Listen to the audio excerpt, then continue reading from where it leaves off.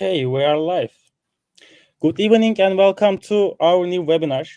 Tonight we are diving into the realm of leadership and psychological safety under the banner of leadership and psychological safety, practical tips and advice. We will be exploring practical insights and recommendations. A warm welcome to our guest Gitte and to all of you watching. Throughout the webinar, feel free to ask your question in the comment section. Now, I will hand it over to Gitte to delve deeper into importance of leadership and psychological safety. Thank you very much, and thank you for having me. This is one of the topics I care very much about, so it's nice to also speak about it. So who am I? My name is Gitte Klitgaard, as it says. I'm an agile coach, leadership coach, a lot of things. So like I call myself agile coach, but really what I do is I do what is necessary. I am mostly in the softer side or the human side of agile coaching. So I work a lot with collaboration and things like that. And I work a lot with psychological safety. So the book that is here, I wrote a chapter on team safety. This came out in 2021. In the community, I am, among other things, part of organizing the German Agile Coach Camp and have been for some years.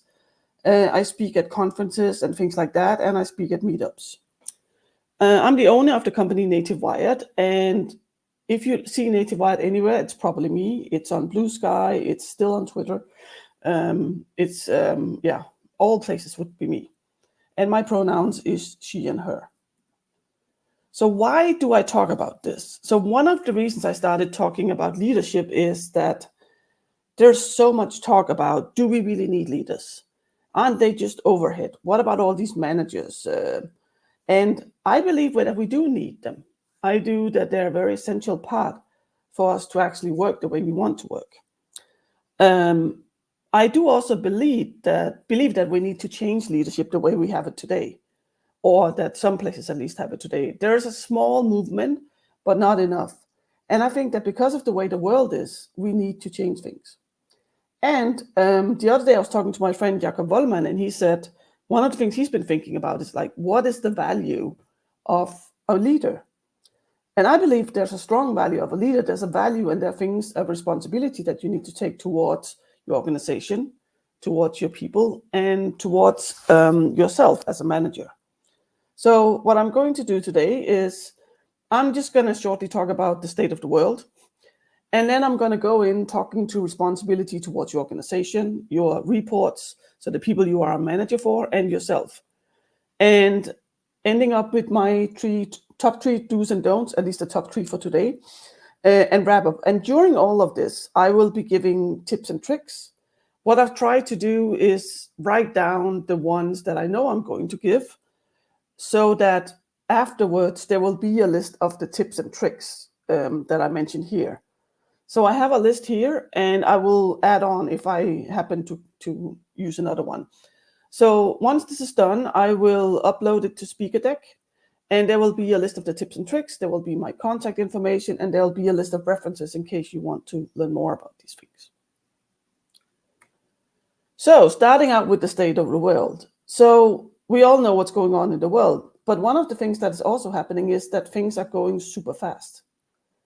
And then sometimes it feels like they're going slow. But during Corona, for instance, it went so fast from it's impossible to work from home until most people in the knowledge industry were working from home. And that changed a lot of things. So when I was talking to one of my friends in Malmö the other day, we would not have met up before this. But now it's so easy to just log up remotely and talk to each other. But there's also things like we have AI at the moment, we have NFT, we have cryptocurrency. There's all these things that keep changing, and they are changing at a pace that is much, much faster than we've seen before, which also means we need to be able to react much faster. And at the same time, things are getting more and more complex. If we look at the state of global workplace from 2023, it also shows that we have a problem, especially in Europe, about engagement at work. So they asked, I don't know how many, I forgot how many people, but out of all of the asked, at least a third were intending to leave, so watching or actively seeking a new job. and only 13% were thriving and felt engaged at work. And some of the things when they talk about engagement is, do I have what I need? Do my boss encourage me? Does my boss care about me? Does my opinion count? Do I have an option to learn and grow? So while we also have this complex world that we need to take care of, we also need to take care of people. So the world changes faster and faster. Our systems become more and more complex, and people are not happy at work. And I see it as part of a leader's role to go in and take care of these things. Some people think that we need to either focus on happy people, or we need to focus on creating things fast or new things. I believe that it's not either or. I think it's both. If we help people become more happy about, more content at work, they will also be more innovative, they will learn more, they will grow more, and they will be more engaged. And that will mean that we will make better stuff. And since we know the future, we can't tell the future. But maybe Abraham Lincoln, I say maybe because if he said everything that's on the internet, he would not have done anything else. But the best way to predict the future is to create it. So that means that if we want something where we can handle these things, where we can look at the motivation, where we can look at the things that we need to do, we need to actually go in and make that future.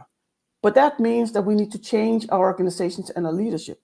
Some organizations, some leaders have already changed. Some have kind of gone too much to one side, and they need to swing back a bit. But there are things that we need to look into. So to accommodate these things, we need motivated people, and we need innovation over predictability. Of course, there are things that need to be more predictable. But because of how everything is changing and the game is changing all the time, we need a lot of innovation. And to be able to do this, we need flexibility, we need collaboration, and we need brain power. And not only do we need brain power, but we need all the brains we can get.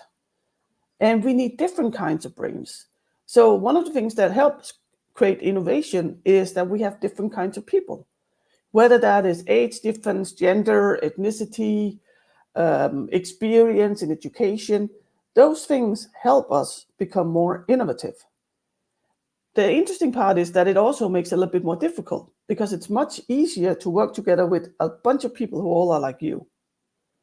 So the leader has a big role in this to actually go in and create an environment where people thrive and work, where the company gets what they need and get the products that they need, and where they are able to take care of themselves. And if we can get these things, if we can get motivation and innovation, we can get all the amazing things that we need to be. So as an organization, this is something we want to achieve. We want to create amazing things. We want to be the ones that deliver amazing things, but we need the motivation and innovation for that. So as a leader, you have 3 responsibilities. You have responsibilities towards your organization. Part of that is enable people to do great work. Another part that I find that we sometimes forget when we try to have modern leadership is that it is actually an organization. It is a place where we want to make money. It is a place where there is a strategy. So part of what is also your job is to kind of filter the information that comes, like the strategy, for instance, filter that and help people understand what it means to their daily lives. At the same time, you have a responsibility towards your reports to create a good workspace. And you have a responsibility towards yourself to take care of you. And that is not just towards yourself. When you go on an airplane, they tell us, put on the oxygen mask on yourself first before you help others. And you can't do this unless you take care of yourself. So you can't go in and help other people unless you go in towards yourself. Yes. So JB's writing in the comments that there are more and more attempts of creating diverse organizations, but not as many attempts to actually create a workplace where we can have diverse people. So diversity is fairly easy to get. You just need different people. The hard part is the integration. You need to have an organization where people thrive and where their differences is appreciated. If people's differences are not appreciated, we will just have people who try to fit in what you already have. So part of what you need to do as a leader is to help everyone feel they're part of the group and to help everyone thrive in that. And that might mean that you need to go in and learn about culture. One of the things I recommend, for instance, is to read The Culture Map, which is a book about how different cultures act in different dimensions. And that can help you a bit to go in and talk with the people you have if they're from different cultures, for instance, or different nations. So starting out with the responsibilities that you have towards your organization.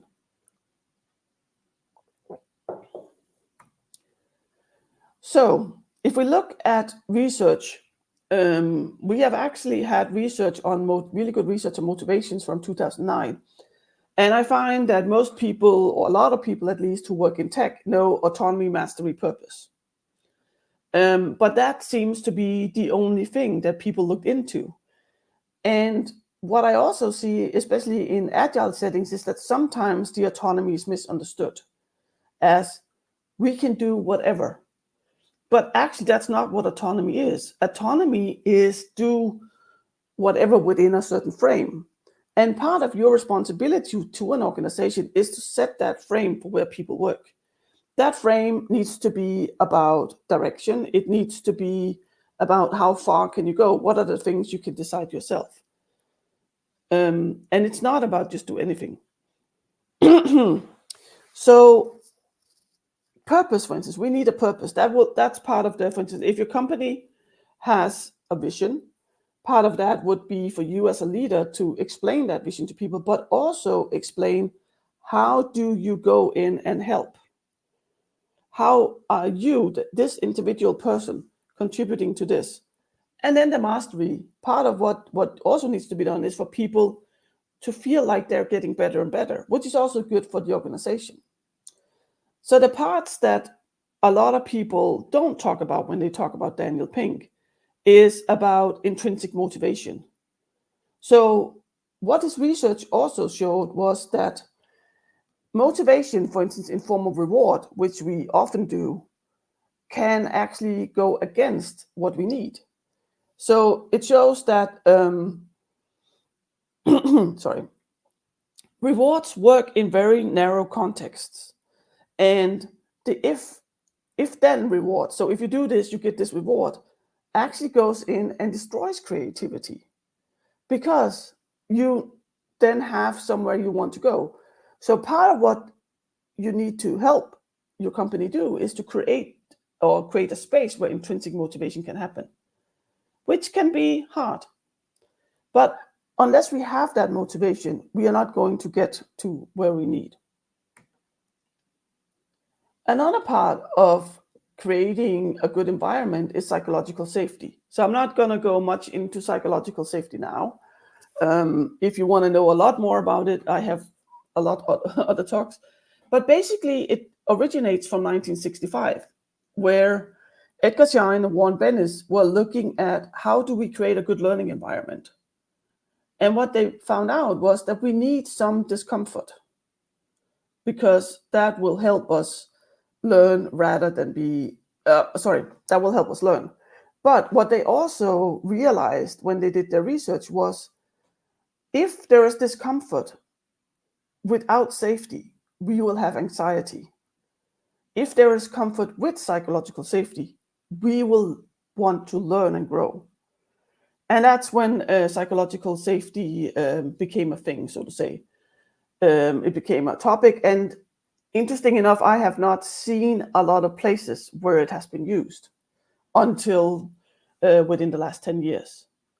There are places now you can hardly throw a rock before you hit something that has something to do with psychological safety. But it's kind of been hidden a bit. The definition that I like to use when I talk about psychological safety is the one from William Kahn from 1990, where he talks about psychological safety is being able to show and employ oneself without fear of negative consequence of self-image, status, and career. The important thing here is, or there's several important. One is that fear, it is not about are you safe or not. It is about, do you feel safe? Are you without fear of negative consequences? If you use yourself, so for instance, I just talked about cultures. If you have different cultures, can you actually be who you are in cultures? And I mean, we have stereotypes about all sorts of countries, and stereotypes help us to go in and sort all the information that we get. And there is some truth to it. There is some truth to going into a Finnish training, for instance. For me, people can be very, very quiet. Going into a training more south can be very, very noisy because people are more outspoken. And you need to, in an organization, you need to be able to employ these things without being afraid that it will hurt your status or your career. And part of what psychological safety also helps you with is taking risks, trying things out, failing, and not being afraid to fail. And these things are very, very relevant when we talk about innovation. If you are afraid that a failure will have a negative consequence, you are going to go in and you are going to try to not make any failures at all. Because if you don't make failures, then nobody's going to blame you. So if you don't have a safe environment, you're not going to get the innovation that you actually need. So psychological safety is a big part of this. And the interesting part is that some of the things that lead to psychological safety are also the things that help us become motivated. And there's some of the things that at least Google have shown lead to high performing teams, which means teams that can actually do things fast. In 2016, I think, Google did Project Aristotle. They went in and they looked at what does it take to have a high performing team? What are the things that are different in a team if we have a high performing team? And first they thought it would be something like, what education do people have? How many seniors do we have? Do we have PhDs? Things like that. How much experience? How much training? All of these things. And none of them gave a significant difference in how the teams were. So it wasn't until they started looking into the more structural and human things that they found these 5 elements that help us go in and create a high performing team. Doesn't mean that everyone who has this are high performing, but what they found was that those that were high performing all had these things. So the first one is dependability. It is that the team, you can depend on the team, which means that they will do what they say they will do. And if not, they will speak up about it earlier. They will not wait until they can't help. They have to speak up. They will actually do it proactively and they will do things right. And part of this has to do with accountability. I know accountability is a very loaded word and it's something that people feel very negative about. But when we come to the part about leaders and their reports, the people that they are managing for, I will talk a little bit more about why we need accountability and how it's connected to dependability. The other part that we need is structure and clarity. Structure and clarity is, for instance, about framing what are the things that we do here. What are the things that we can do here compared to what are things that have already been decided? The interesting part about that structure and clarity is that it also helps with psychological safety. Because while we think it's amazing we can do whatever, there is something in our brains that still likes to have some constraints, that still likes to have something that's not just everything. Our brain is not good at everything. Our brain is good at more concrete things. There is the meaningful work.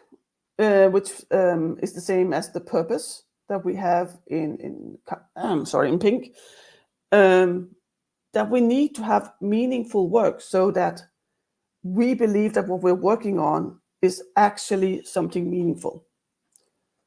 We need to know the impact of our work. We know that what we do actually contributes to the meaningful work. And what they found was the most important factor was the psychological safety. And if you look at these things and look at it from a leadership perspective, part of what a leader does is you help people see the impact of their work compared to what the company is doing. You help them set the structure and clarity. You help create an environment that can be safe for them, or as safe as it can be.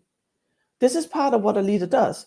So the things that you need for innovation, that you need for motivation, that you need for psychological safety is very much about what you do as a leader. How do you create this environment where we have these things? Some of them are more human things. Psychological safety has a lot to do with human things. For instance, to help people dare to fail, part of what you can do as a leader is you share your own failures. You talk about, okay, yesterday I did this and it didn't work out, so now I need to try something else. That's part of it. You need to show that you also make mistakes. You need to be vulnerable and fallible. Because if we just say, oh, this is a place where it's good to make mistakes, but we as leaders do not talk about our own mistakes, then what people will see is, oh, they don't talk about their own mistakes, so I probably can't either. You will be the one setting up the structure. You will be the one helping them with the autonomy, helping them create a space where they can be autonomous. And you also need to be the one that supports people when they get to that.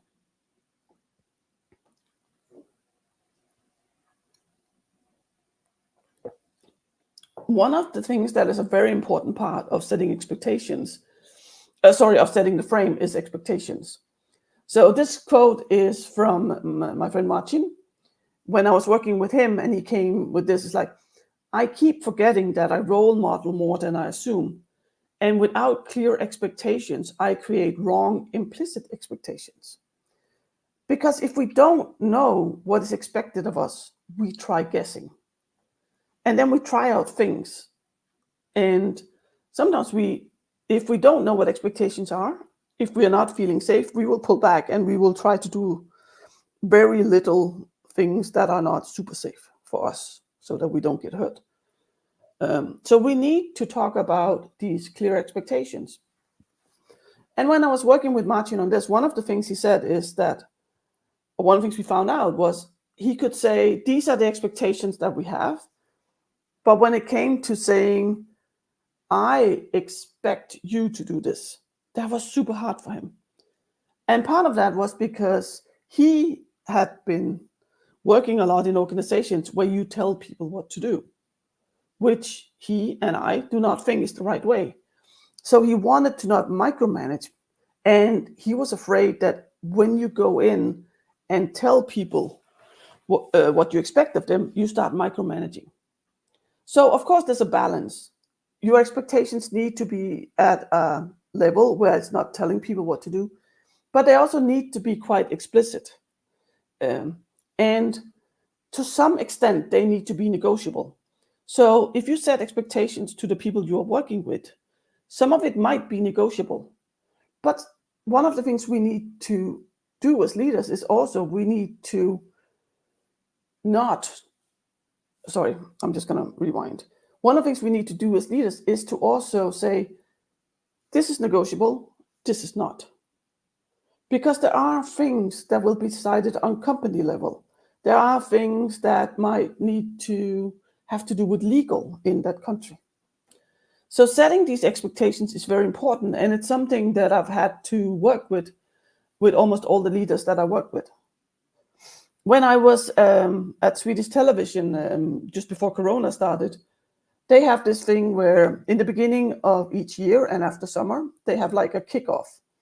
So first they have 2 weeks of hacking where they try to create something that can help Swedish Television, that can be internally or externally.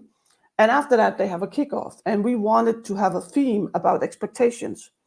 So one of the things we wanted to talk about was what expectations did the team have to each other? But we also wanted to talk about what expectations does the leadership have? And we were sitting in this room, me and 3 leaders, and I asked them, so do people know what is expected of them? And they were, yeah, I'm pretty sure they do. And I said, okay, so if I open the door, go out and pick anyone out there, will they be able to tell me what your expectations are? And they were like, no, probably not. And you need to have expectations that are clear enough that people know them and remember them.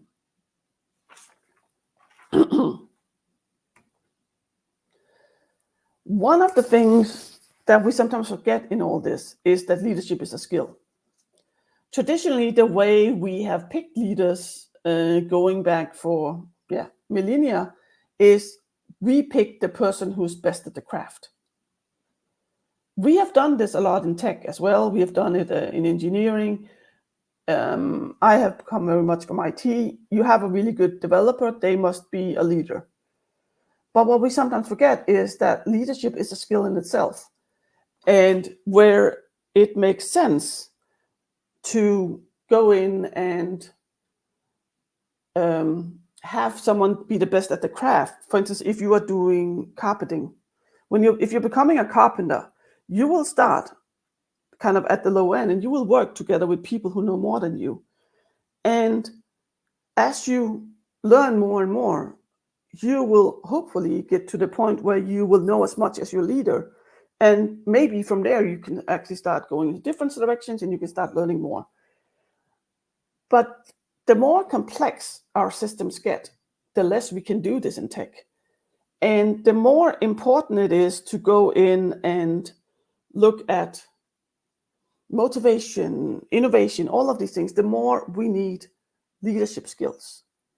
And what I have seen very much in many organizations is we take the best at craft, we promote them, and then because the things that they need to do are soft skills or human skills or whatever, you are just supposed to know that. You are just supposed to know how to have a conflict. You're just supposed to know how to have difficult conversations. You're just supposed to know how to talk to a person. But leadership is a skill in itself because it's not just about helping people. It's also about helping the organization. And if we continue to just look at having the one who does the craft, we will miss out on a lot of things. We'll miss out on creating that sweet spot where we can have people who are motivated and we can create amazing stuff. So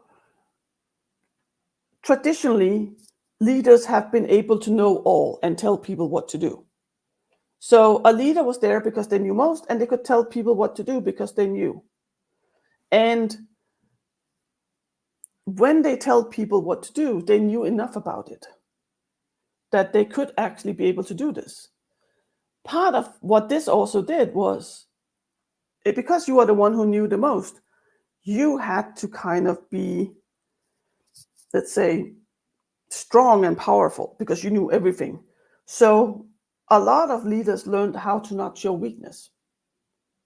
Whereas actually showing weakness, showing that you're vulnerable, showing that you make mistakes, is part of what helps people become safe, which is part of what helps people trying out things and making mistakes themselves. So we need to kind of move from that into setting the frame to enable people to succeed. And there are companies that are moving this way. There are also companies who are moving more into let people do whatever because they know best. And again, we are missing out the part that leadership is a skill. Part of that skill is setting the frame, setting the direction. So responsibility will be different. Whereas before you would have more of a hierarchy, we now have a different way of doing things.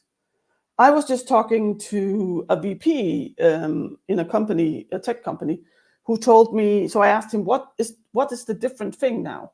And he said, the thing that's really different is that I used to just be able to tell my reports, and then they would tell their reports, and then my stuff would be done. Now I need to think about which team is actually working with this, so I can go and ask them about things. So that is part of it. And then what we move it to now is we still have the manager, we still have the leader. They're outside the team, they're ready to support.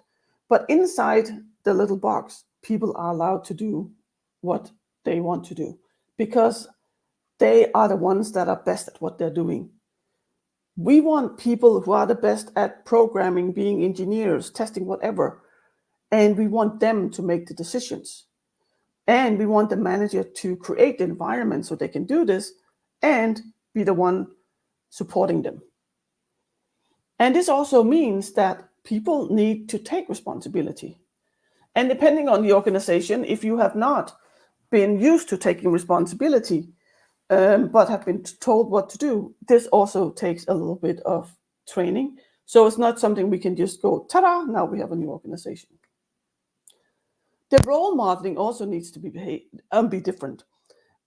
Where before you had the craft, you were the ones who were best at whatever it was, whether that was programming or being a carpenter, you were the ones who knew that. You were the role model. You could tell people what to do. Where now it's more about behavior. You have to show people how to behave, how to communicate, how to work together. So that is a shift. It doesn't mean that you shouldn't know about this. So I'm in tech, I'm in IT, have been most of my life. I've been an agile coach forever, it seems sometimes. And I just had a job as a manager. And one of the things that some of my engineers said to me, it's so nice to have someone who knows about tech. So for people who have not worked in software, it can seem like there's a lot of things that take more time than it should. But if you've worked in software, you know how software is developed.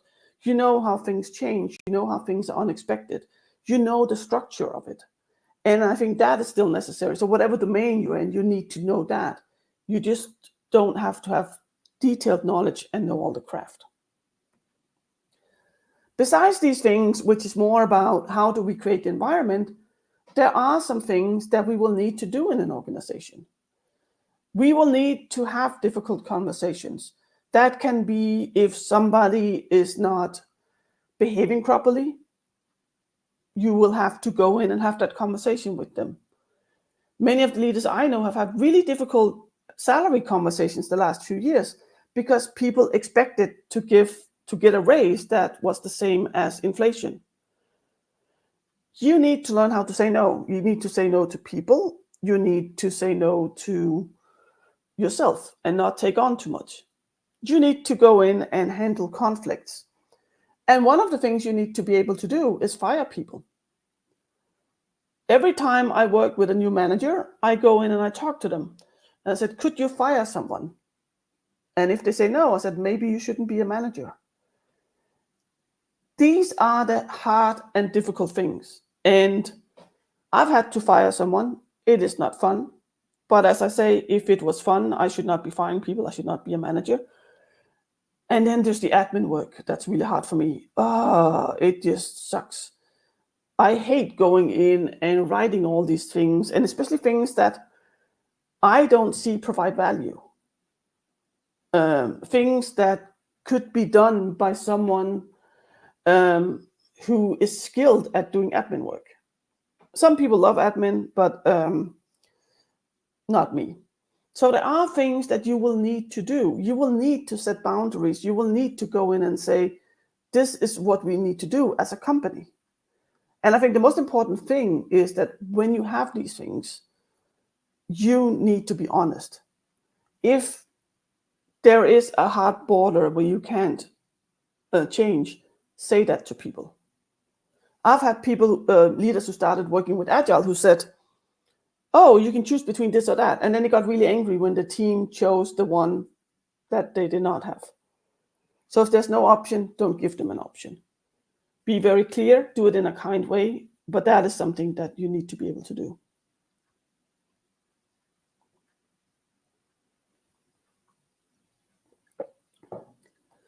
If we look at the other part of this, so I talked about how the organization changed, but of course, part of being a leader, part of being a manager is that you are a manager for people. Notice I deliberately do not say you manage people. You are a manager for people. Because I don't believe we should manage people. We can manage money, we can manage projects, we can manage all sorts of things, but we do not manage people. We are a manager for people, which means that our job is to help them. You will need to pull in a lot of human skills. One of the things that you will need to do is self-leadership. You will need to continuously learn about yourself and how you react. For instance, if you are used to an organization where you are the one that knows the most, and you now have to be a leader where your people know more than you when it comes to the craft, that is a change in you. You need to detach your ego from the craft and attach it to how do your people perform. So there's this self-leadership. You need to learn about yourself. You need to grow. You need to lead yourself. You need to trust people. Some people say, yeah, but people should earn trust. Well, I don't think they should. That's my personal opinion. People, you need to show people trust. If you show people trust, they will most of the time live up to it.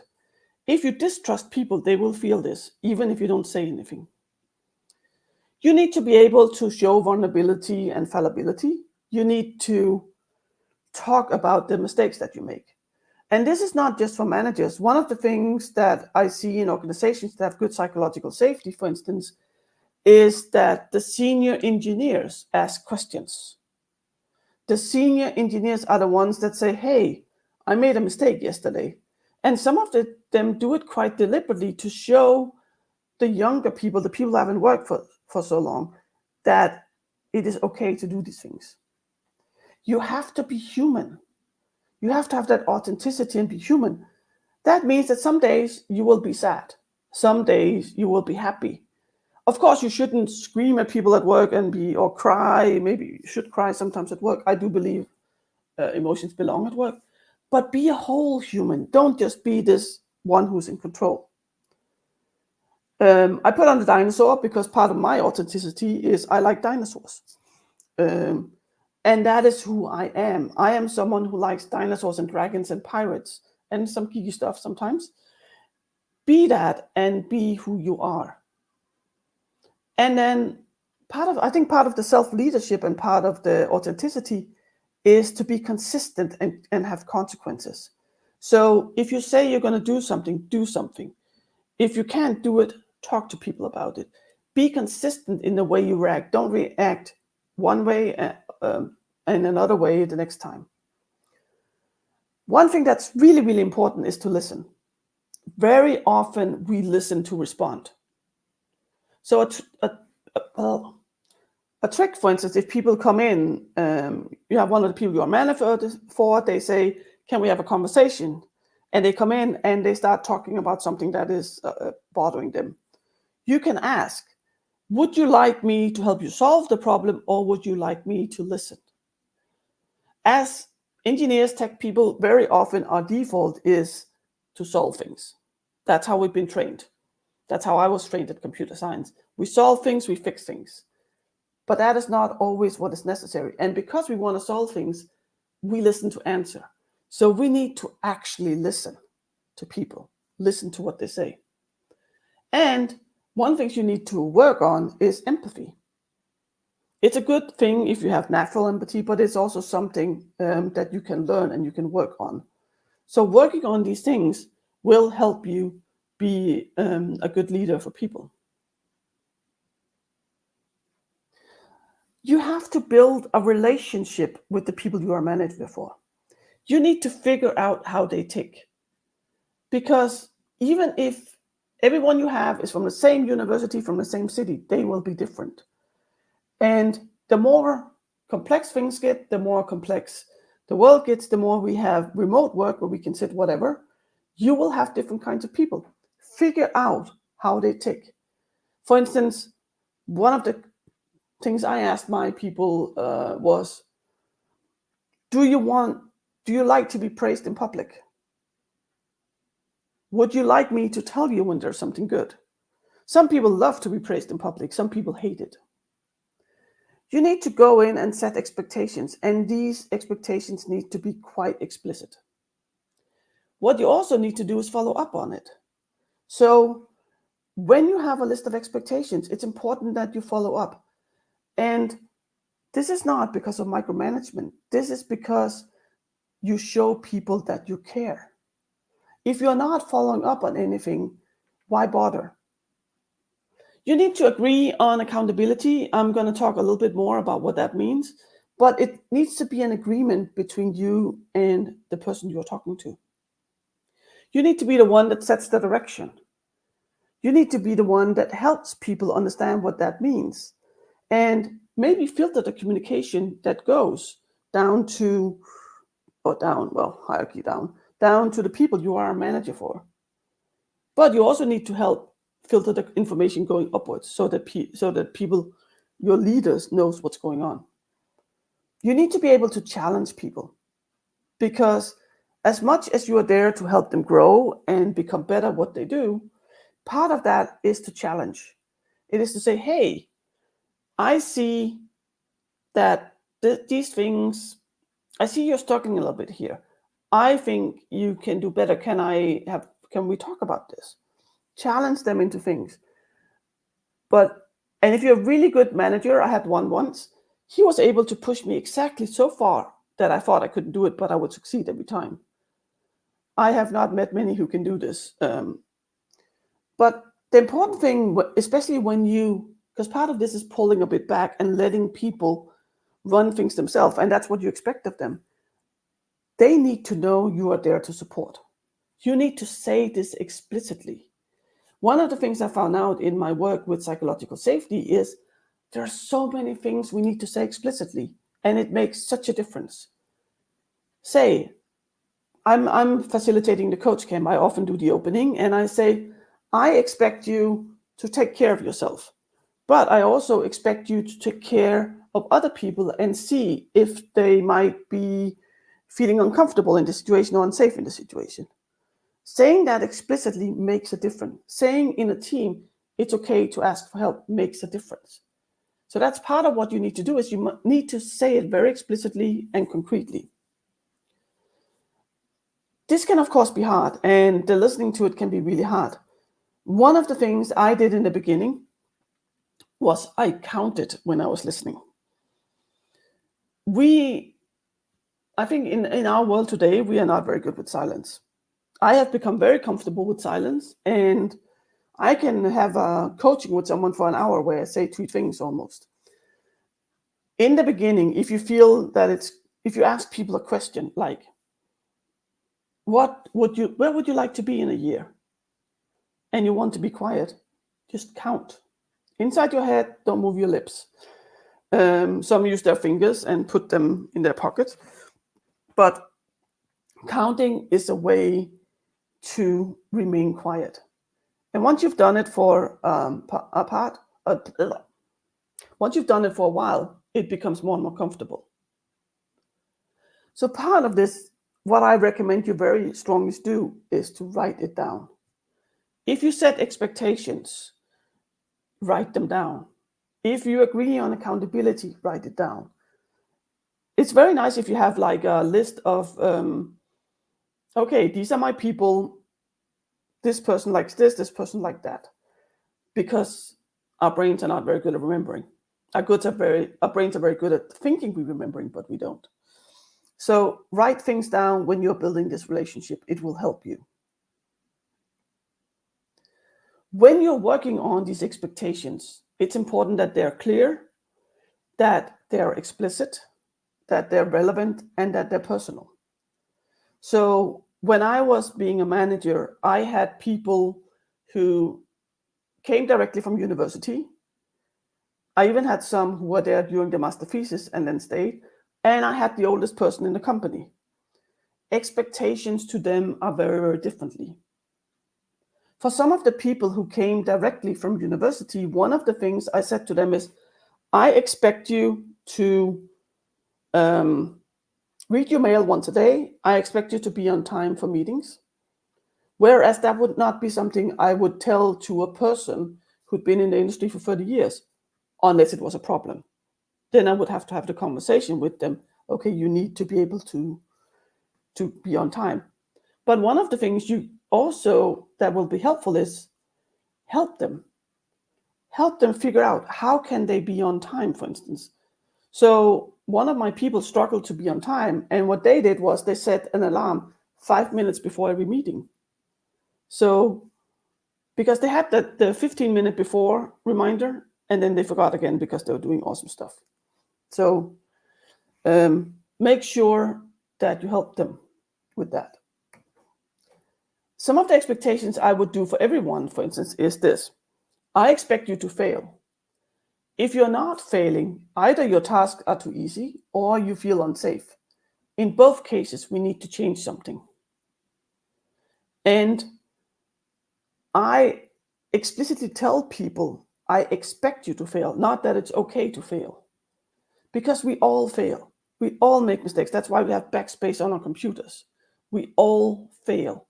And if they're not failing, it's too easy. Then we need to challenge them. We need to help them grow. If they don't feel safe enough to fail, we need to change that as well. So I would have a list of expectations and I would write them down for each person. It's very important that you are very present with people. You need to, if it's in an office, you need to be around, you need to be available.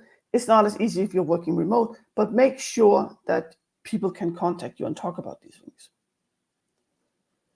Now moving to the thing that a lot of people struggle with, which is accountability. And I think that people struggle with this because accountability for a very long time is, let's make sure we have someone to punish if something goes wrong. That is not good accountability. What good accountability is it's an agreement on the area of accountability. So do you and I agree that this is what you are accountable for? And one of the things we often forget about accountability is that it's not just about taking responsibility if something fails, it's also about giving account. So if you look at this picture again and the manager pulls away from the team, for them to make sure that they can go in and help if something is needed, the team needs to give account. How are things going? Just as the leader needs to give up to their lead and give account about how are things going.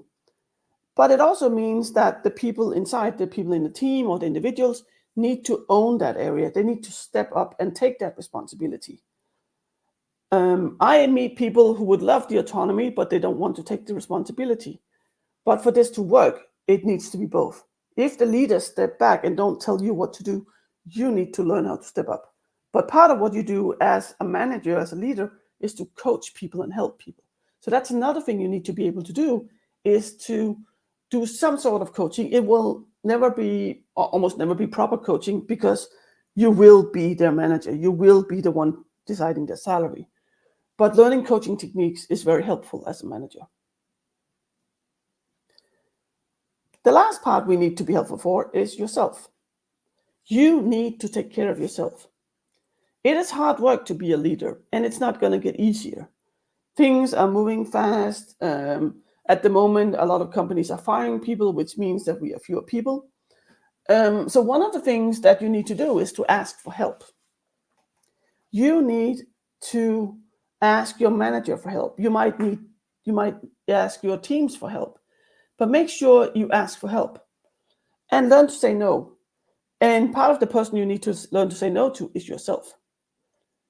Especially when you start out as a manager, you want to do all the things. You can never, ever do all the things. And part of taking care of yourself is to learn that this is the case. You can make a plan that's totally perfect, and then something happens. So during Corona, for instance, one of my friends who is a manager, his people died. That was definitely not something he planned for. It was not something he had ever tried before. And his fine plan about all the things that he wanted to do just crumbled because he had to take care of the team. So there are things happening. I'm not saying that people are going to die in your team, but you won't be able to do everything. You won't be able to do everything you think. And it's important that you have clear priorities. And it's important that you decide with your leader what your priorities are, and that they respect that you can say no to things that are not within that priority. And you need to keep learning and developing yourself. Like I said earlier, a lot of the time we take someone who's a good developer, for instance, and make them a manager. That means that that person knows how to develop. They might not know how to have a difficult conversation. They might not know how to listen to someone. They might not know how to listen to someone who's uncomfortable. So keep learning these things. I think that the organizations need to help people and give them this, but not everything does. Find a mentor, find a coach, find some peers you can work with. But this is essential if you are to stay in this business. So the organizations need to appoint leaders with people and leadership skills. They need to have a learning culture and a failing culture. They need to be able to fail, because innovation comes from failing a lot of times and then learning from it. They need to kind of look and starting to embrace, for instance, research like Daniel Pink is part of the research, things that can help us. And of course, that can be hard if you're a small company, but there are places you can get help. We need to read, or the organizations need to redefine strong leader from someone who tells people what to do and never makes mistake, to someone who creates a good environment for people and take care of them, but are not afraid to do the difficult things and set directions. And organizations need support to support and train and coach and mentor people. I very often see this missing, that they kind of, ta-da, now you're a leader and that's it. But without these things, it's really difficult to become a good leader. And if you need to spend all your spare time on learning these things, you're going to get stressed. Leaders need to move from modeling craft to behavior. They need to focus on different things. So instead of focusing on what exactly are we doing, to where we want to go. How do we take care of people? How do we help grow? And there needs to be a lot of self-leadership and self-development. So my top 3 do's and don'ts. Set clear expectations. I cannot state this clearly enough. Set clear, explicit expectations and follow up on this.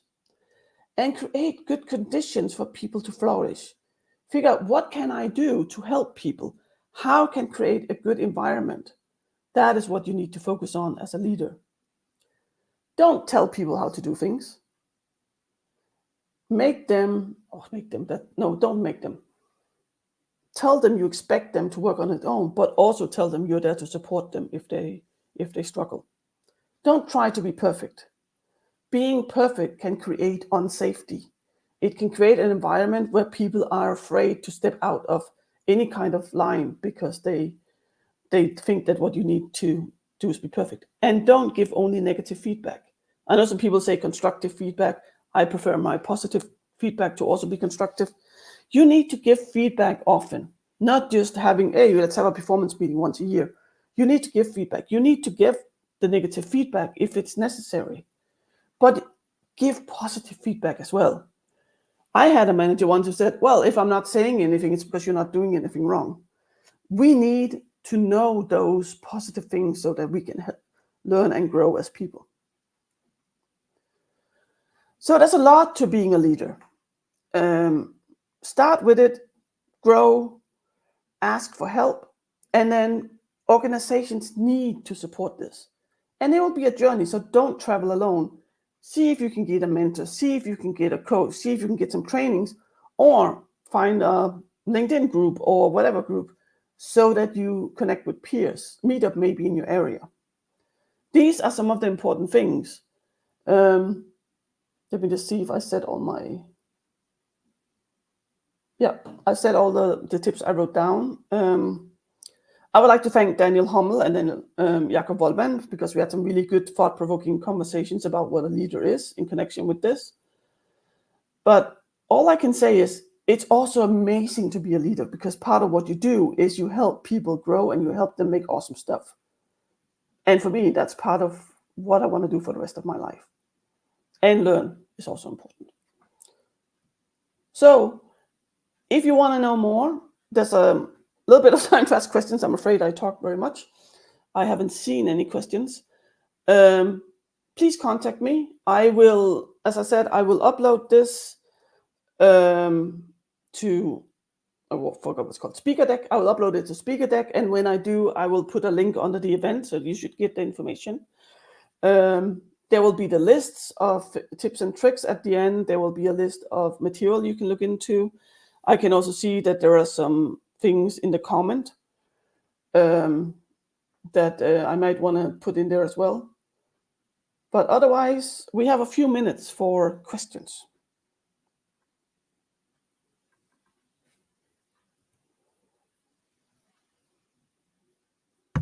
I would like to thank you, Gitte, for accepting our invitation, and it was very nice to have you here. So if there are any questions that we can also see here, it's reflected on the screen. What was the first concrete trick that you used that gave you a feeling that you wanted to learn more about this general idea?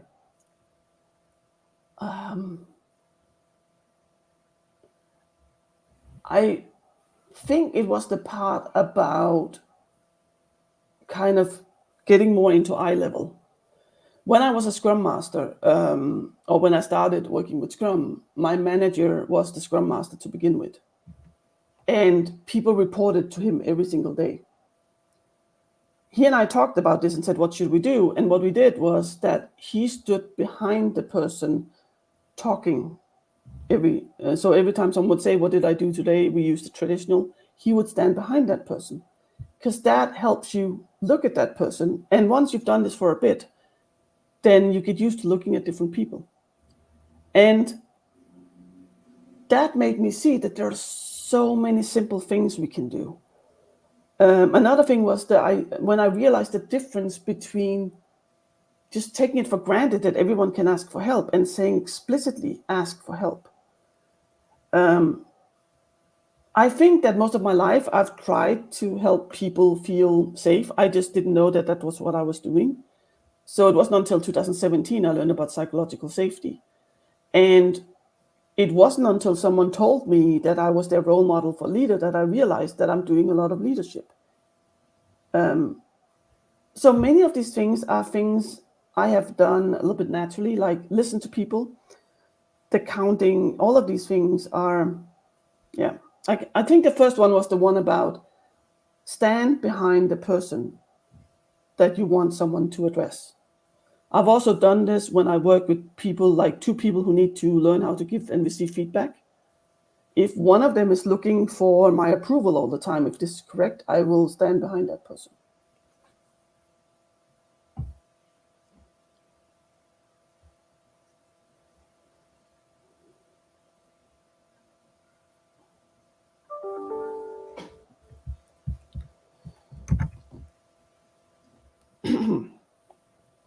So if there are more questions. JP also made a comment, is when you tell people not to do things, it doesn't mean leave them on their own. It is let them choose their own way of doing things, and be there to support them.